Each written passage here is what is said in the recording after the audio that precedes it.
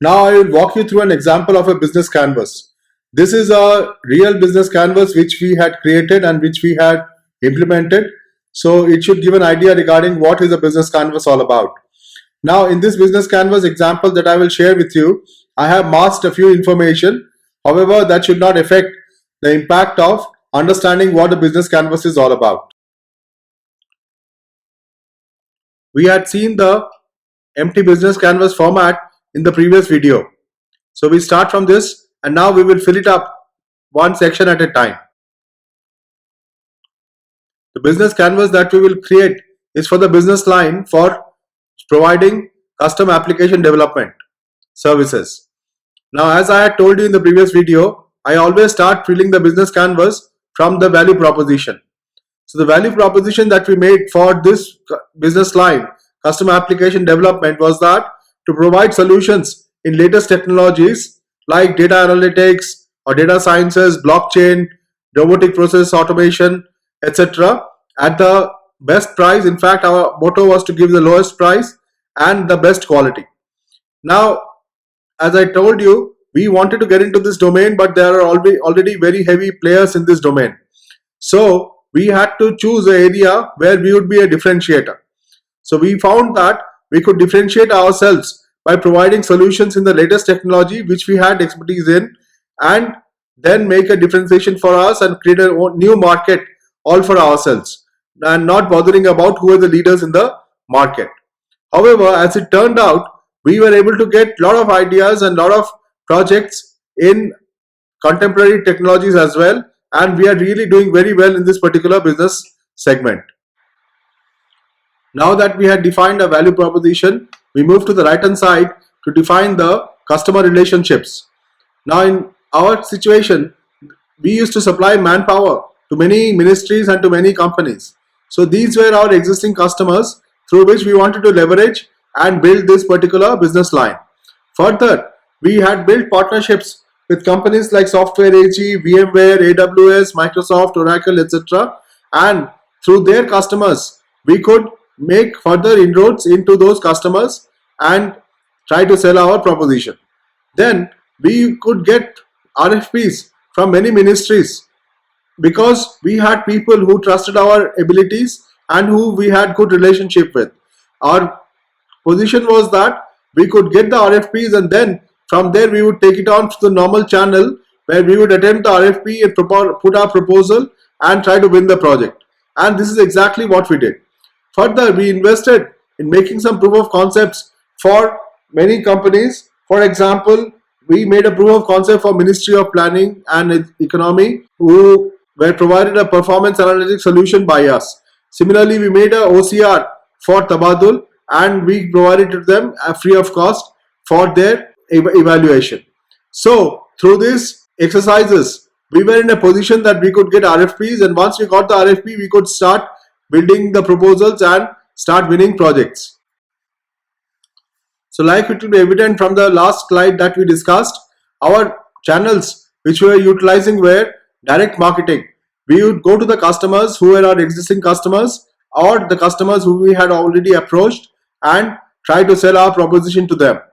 Alternately, we used to try to get new customers through our partners. The customers of our partners, we would approach them and try to sell our proposition. The third thing which we did very aggressively was that we advertised on the social media. We actually hired a consultant for social media as a full-time employee and started advertising on social media, especially LinkedIn. And we created a blog for ourselves through which we wanted to sell our proposition. And this worked out quite well. So what were our customer segments?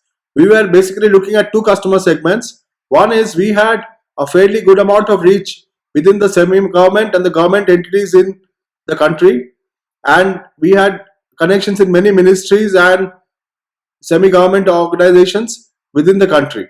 Second thing was we were looking at customers of our partners like Software AG or AWS or SumTotal, etc. as the second segment. Now, how were we going to generate revenue?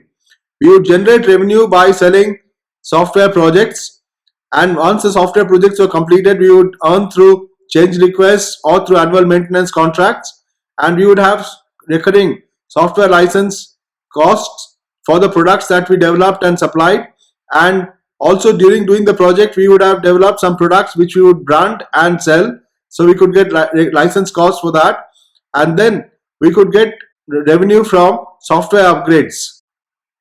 Now we move to the left hand side. So what are our key activities? Our key activities were that we would analyze, design, architect solutions, we would develop and then test and deploy the solutions, we would provide support, and we would create proof of concepts for getting new projects, and of course we had to do product management and program management, etc. Now I did not put the key activities as sales because it is an understanding and it has been emphasized on the right hand side quite a bit as it is. So what were the key resources we required? We required subject matter experts, we required engineers, we required localization experts, then we required licenses for developing the softwares. Now among the engineers we required various kind of engineers for different expertise levels and different areas of computer programming and computer consultancy. So these were the main resources that we required. Now, thinking about the partners was a very key to our business proposition. Like I told you, in this business line, we could not have all the resources that we required of our own because they would be so varied and we would require so many resources in that case, and we would not have work for all the resources at all points of time. So we required to get these resources from partners.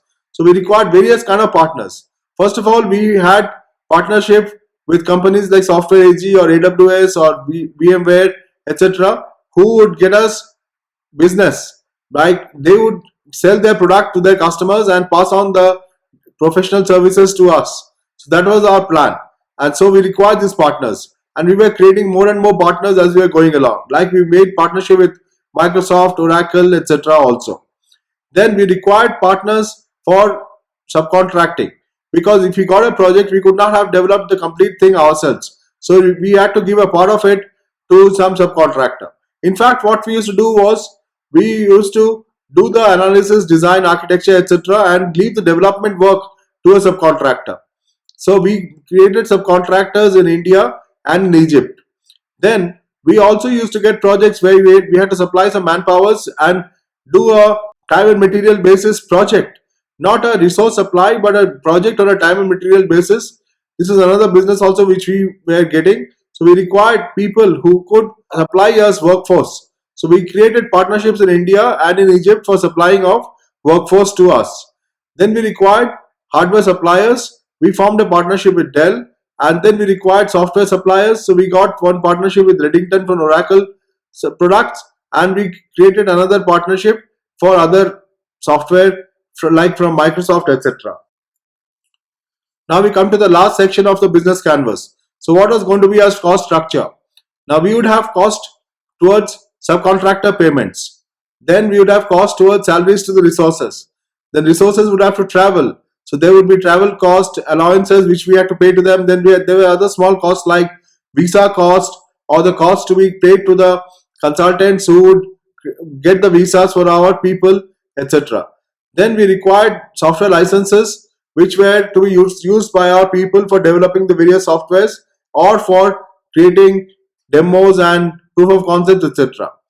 Then we had to create a small lab. This was an investment which we took, where we had to create a small lab where we could test some new technologies for which we could create a market. So this is what the final business canvas for this business line, custom application development, looked like. With this example, I hope you're able to understand what is a business canvas.